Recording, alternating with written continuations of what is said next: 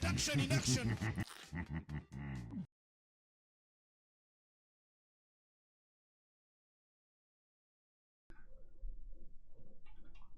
Where's the Malaysian street food? Any Malaysians here? Video. I will attempt to spend, that's a good job, $100 on street food here in Kuala Lumpur, Malaysia. Take a look at that. You can't even tell it's a stingray at this point. These animals can live in anoxic environments and therefore can pass along diseases such as typhoid and hepatitis. That actually sounds pretty bad, but first, let's back up. Malaysia. This country is iconic for not just having Malay food, but also having strong influences from China and India. Two countries that are also famous for street food. Today, I'm on the hunt for any kind of street food I can find, whether it be Malay, Chinese, Indian, or heck, even Swedish. They probably don't have that. I don't know if it's actually possible to spend $100 on standards food here in this country. It's not like when you go to Disney World or Japan. Things here are very inexpensive. So I'm gonna have to do my best if I'm gonna hit $100. Right now, we're in SS2 PJ. Does that mean anything to any of you? Just Malaysians, right? Sounds like a Star Wars character. This particular market has a mix of food influences, but there's a lot of Chinese food. I would say this is the less halal market, but nearby there is a more halal market with a lot of interesting food too. We're gonna start here. Let's see what we can find. All right, first of all, from here all the way over to here, you have people lined up for this place where they're serving herbal steam soup. Is the soup made out of steam? Is it just steam? I don't know. It seems like a popular item. Come with me. There's way more here than just steamed soup. I see all kinds of plant life. I see fish. I see seafood. Actually, the only thing I don't see is steam or soup. This place is a mystery. I'm gonna keep moving for now. Plus, there's a very long line. Those people look like they get very angry if I cut in front of them.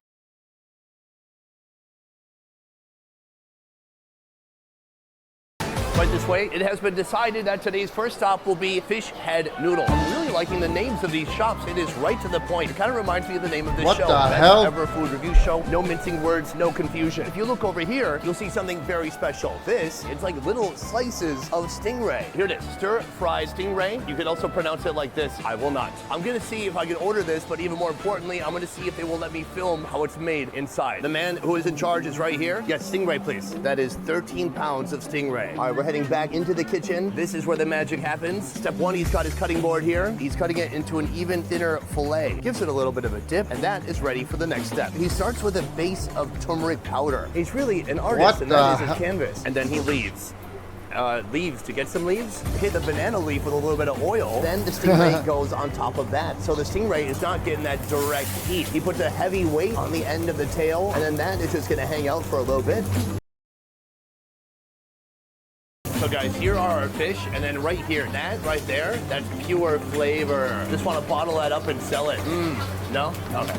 All right, he just gave mine another flip. Look at the color on there. He puts it back onto the banana leaf, and then now we've got this sloppy mix of onion, of sambal, of mystery sauce. Oh, that my is gonna Lord. go on top as well. From here, a kumquat, another kumquat. Boom. Our first meal, it's right below me. The best part is that so this is spicy. seafood, so this is gonna be really expensive, and it's gonna get me to $100 very quickly. What's the price you're asking? $6.60. It's actually not that expensive. No. Right here, boom, kumquat. I'm gonna give it a little bit of a squirt. Oh wow, that's a juicy one. My God, this piece looks good though. The It just lemon? looks like any other type of firm fish fillet. It's got that sambal on the outside. Let's go for it.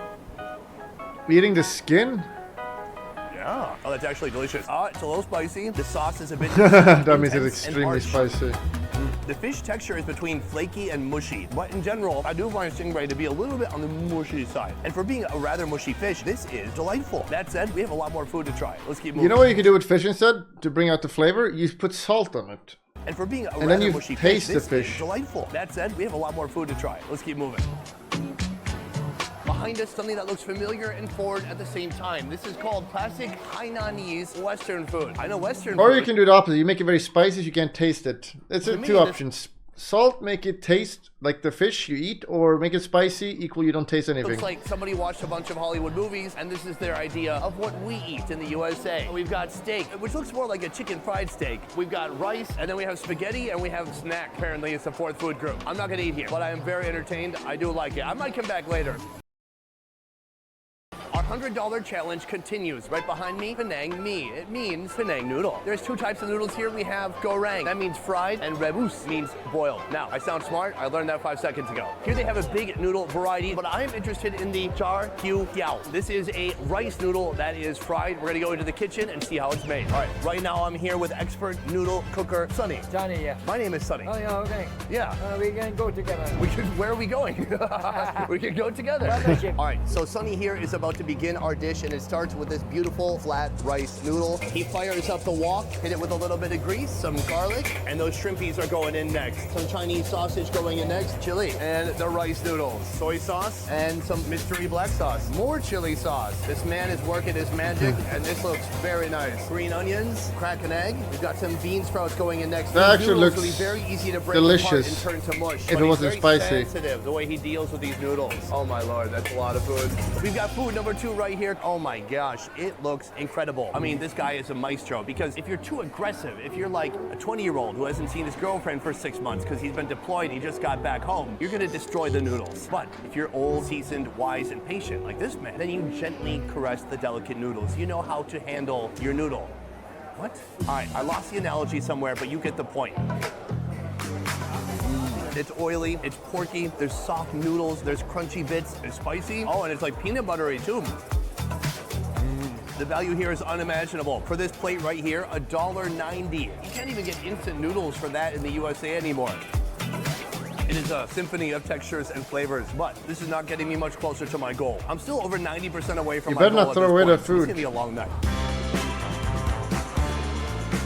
Let's see if the Pudge. Quick food break, 50-minute break until next game.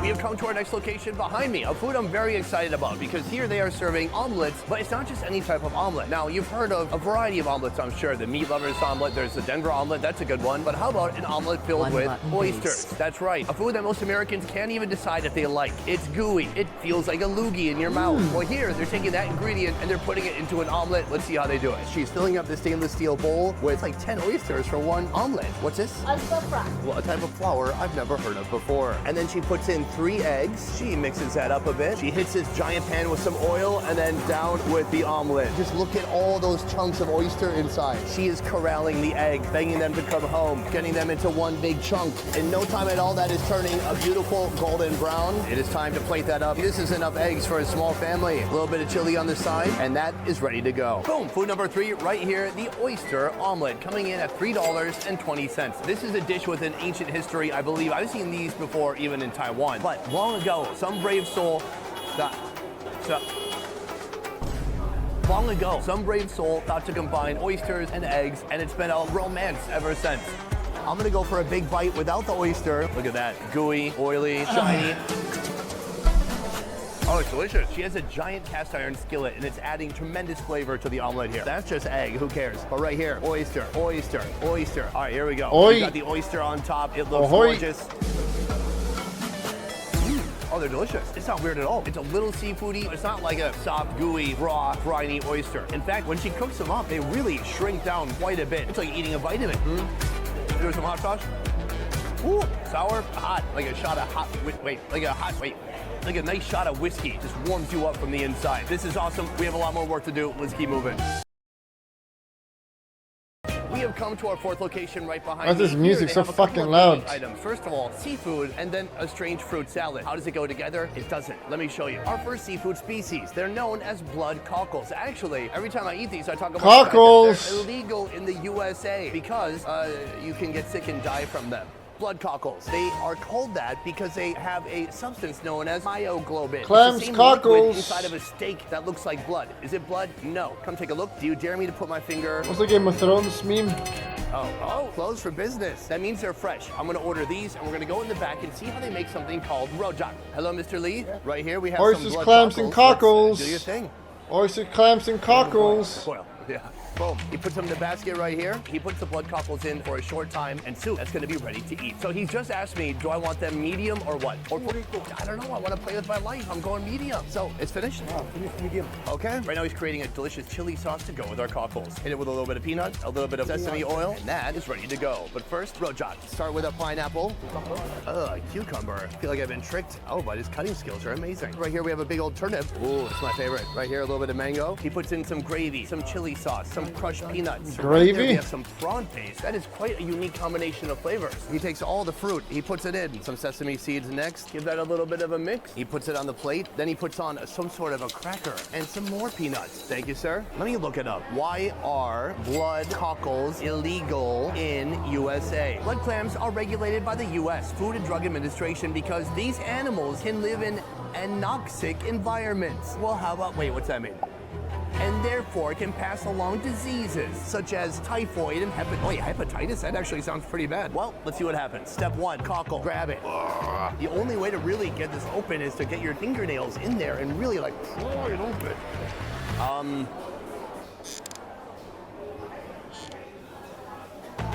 Oh, I finally got it. Oh, you can see this part is gooey. It looks Oh like it's my hardly God, cooked no. at all. And that is the myoglobin I'm talking about. Oh my gosh, it's like a crime scene. Look at That that. That is needs the to be blood. cooked if you're gonna eat that. What am I doing? I just see the title now. Most dangerous seafood in Asia.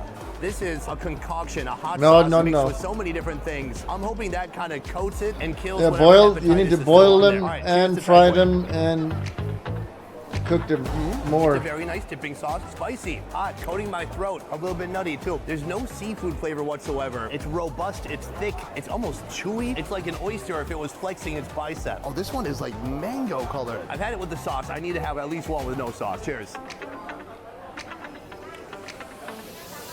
Wow, it's so intense. It almost tastes like blood a little bit. That is wild. I forgot I should get one for my wife. She would love this. Hey, what the hell?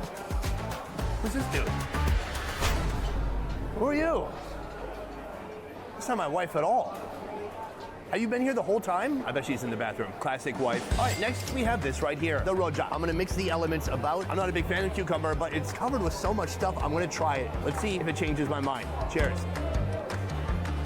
That's actually not that bad. What the heck? This sauce is magical. Let's try some other stuff. Pineapple, mango, and then he put turnip in there. That was not even a fruit.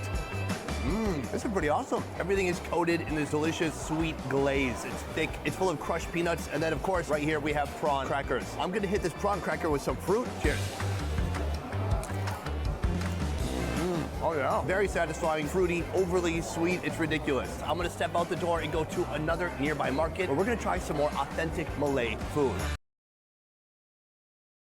We have come to a new outdoor market just a few steps away from where we just were. And this place has a completely different vibe. It's less busy than the other place. It's less lit than the other place. Behind me, a food that looks fascinating. I've never seen so many fish cakes since the last time I was in Korea. We have fish in ball form. We have fish tablets, crab legs, bigger fish pieces, oblong fish, fish that looks like little sticky notes. I don't know. The point is, there are many different types of textures and flavors when it comes to fish cakes here, but they're mixing it with something really special. It's Nice a Malaysian type of food. noodle, and a noodle I've never tried before. Boom. Okay, so here's how it works. You take what you want, you put it in the bowl, and then they're gonna cook it up for you. This looks like a yummy type of wonton. This looks impressive, firm. This is a pepper stuffed with fish cake. Right here we have a multitude of balls. Fish ball, other fish ball. I think that's enough. Is it too much? Okay, she said no. So that means it's just right. So the next step is to put in that fat white noodle. Then she reorganizes my amazing work. What did I do wrong? Cut the noodle up into small sections. Cut the balls. Oh no. Basically, everything is going to get cut down into tiny little pieces, so it's going to be much easier to eat. This is going inside the big net. What kind of fish balls is that? Here, the wonton Is that like getting also 3% sliced fish? up. The wonton contains fish inside. Take a trip back. That is fully blanched and cooked. Boom. Put it on the plate. Look at that colorful mess. It's beautiful. Oh, right now the sweet sauce going on top. Some chili, some sesame oil. Hit it with a little bit of sesame seeds, and that is finished. Thank you. Right here in front of you for $2.50. Come and take a look at this. I don't even know where to start. First of all, she cut my balls in half. I do take that personally. She should ask, right? I mean, you can't call that a fish ball anymore. It's a fish half sphere. Anyways, let's try half a ball. It's so peppery. I thought this was gonna be a sweet, like syrupy glaze. So far, it's just salt and heat. Woo! And that fish, that definitely tastes like a fish cake. I got some of the sweet part now. Right here, a beautiful fried wonton wrapper with a fish cake stuffed inside. Crunchy, greasy, delicious. Right here, this is that noodle. It's like a roll of toilet paper. It's like what my hotel bathroom's gonna look like real soon. A little bit spoiled, a little stained. What But the it also hell? looks delicious somehow. Let's try it out. Well, bro, I'm eating. That's nice. No spice in that, even though it's covered in that sauce. It's super soft. It has almost no bite to it. Last of all, a pepper stuffed with fish cake. Same fish cakiness, but with what tastes like a bell pepper around the outside. This right here is like the ideal drinking food. All in all, I'm a big fan. Let's see what else we can find outside in this dark, mysterious area.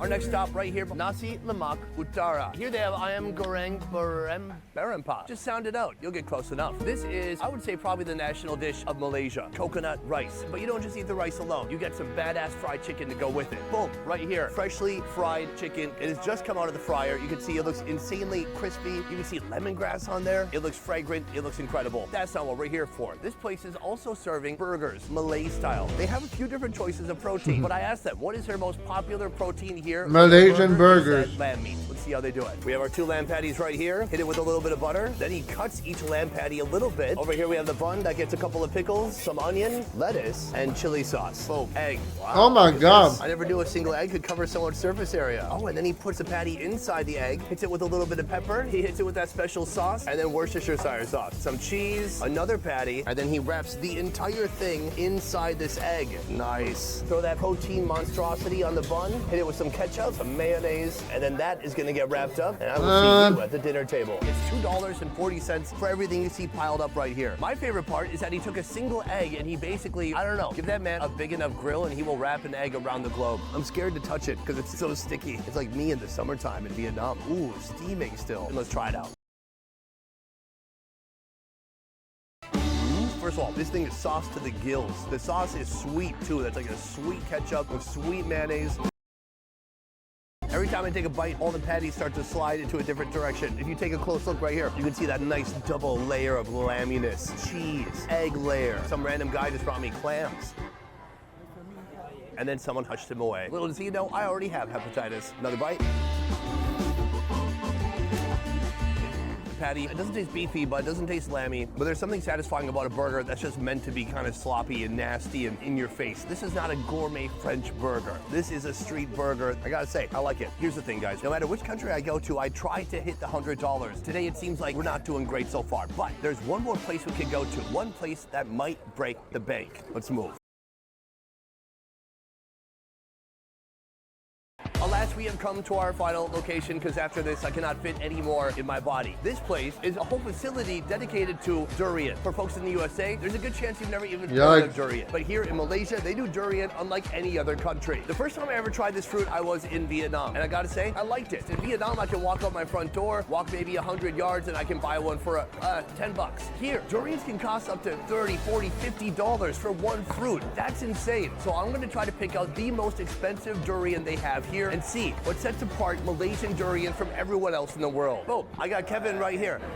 Kevin is a durian expert. Right now he's gonna point out to me what durian I should be getting. This blackthorn. The blackthorn, okay. Blackthorn is black here. So this is called a blackthorn durian. Here's the thing, they don't just have one kind of durian here. They have many different brands, many different species. Oh, he's just cut it open for us here. Oh, wow.